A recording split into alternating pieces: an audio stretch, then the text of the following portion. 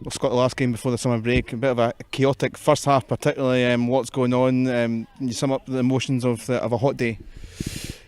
I think we started well. I felt we approached this whole week really well. It's been a big week, and I set the players a target for 9 points, or I should say 6 points, and then obviously going through in the cup. Nick Docherty liked that one actually. She needs to hear that one. That's good. But yeah, sometimes you can't see things coming, and we lost both Leanne Crichton and Kirsty Howitt in the first half, and that meant that we had to make some changes, not just personnel but also formation wise. And I thought the players handled it in general really well, just as the whole game, and we kept working hard. As you say, it was a really hot day, beautiful day for football, certainly for watching football. But I thought the players showed their fitness. They kept going at it, scored some good goals, and I was, happy with the players that came on and filled those spots for us. And again, good to get a couple of young players involved. So yeah, all in all, very happy with the first half of the season, Callum. Yeah, and you talk about the young players. Obviously, Jordan McClintock, Gainton Carsey came on, midway through the first half. You see Maddie Hill coming back from injury, scoring as well. So I guess that's pleasing that almost Plan C worked for you today.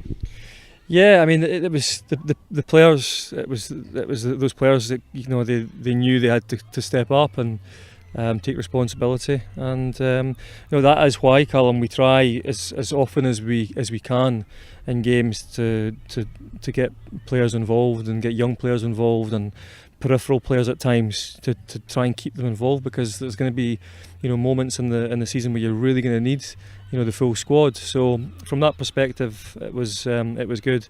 I thought some of our goals were very good, and I also thought we had another 4 or 5 excellent chances that we could have and should have probably taken. Probably the summer break coming at a good time, then injuries with 1 or 2 that we now obviously today. How are the 2 players that went off today? I think Crichton's taken a really sore one across the bone, the front of her foot, and because it's a knock, I would imagine that hopefully it won't be too long for her. Kirsty just sort of has gone over her ankle a little bit as she landed, and I don't think it's too serious. So yeah, we're I suppose you're right in a way that the break's now come, and there's a few walking wounded, and I think there's a few in there that are ready for a bit of a break and recharge the batteries. Just a little look ahead. There's been a week of draws, but the focus on the Champions League. Your first taste of the group stage part of the Champions League, so you'll get 3 games on your belt quite quickly. What have you made of the draw that's came up this week? It's tough. It's a tough draw. It is. I've looked obviously through the teams beforehand, and there were no doubt other teams that I would have preferred that had landed in our group.